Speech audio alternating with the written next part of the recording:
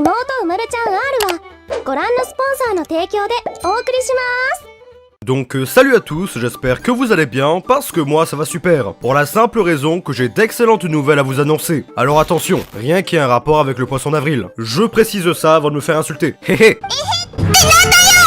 D'ailleurs, je suis un peu malade, donc si ma voix diffère un peu, c'est normal. C'est ce qu'on appelle le karma. Et je parlais de bonnes nouvelles, car aujourd'hui, on revient sur le cas de JoJo's Bizarre Adventure, animé que j'avais déjà abordé il y a 9 mois, et qui s'avère être bien meilleur que ce que l'on peut penser. Bref, les théories à un moment disaient que Stone Ocean serait pour avril 2021. Des Américains avaient calculé la différence de sortie entre les parties, et en avaient conclu ça. Plus tard après ça, une annonce d'un JoJo Festival qui se tiendrait en avril 2021 a été dévoilée. À présent, c'était sûr pour toute la commu, quelque chose allait être annoncé dans cet event. On ne pouvait pas faire autrement. Soit c'était Stone Ocean comme tout le monde l'attendait, soit c'était les OAV. Et donc, récemment, le JoJo Festival s'est déroulé ce dimanche. Et on a eu le droit à pas mal de choses, comme des questions sur l'animé ou des avis donnés par les seiyuu, la reproduction de certaines scènes marquantes de chaque personnage, enfin bref, tout était magique. J'ai suivi ça en direct et j'ai adoré. Je dirais que c'était une expérience purement JoJo à ne pas louper. Et bam, pile à la fin, quand on n'y croyait plus, l'annonce de Stone Ocean en animé est tombée. Et tout le monde dans le chat était conquis, moi y compris. Le chara design de Joline a été révélé, et je dois dire que c'est du gantard. On pouvait pas vraiment l'imaginer autrement. Similaire à la partie 5, mais avec quand même un petit caractère en plus. Et ça fait plaisir de voir le chara design d'Araki se stabiliser avec les années. Donc très hâte de voir ça enfin animé. Et en plus de ça, la seiyuu a aussi été révélée. Et franchement, ça colle parfaitement avec la voix que je m'imaginais en lisant Stone Ocean en manga. Y'a qu'à écouter ça. Yare da wa.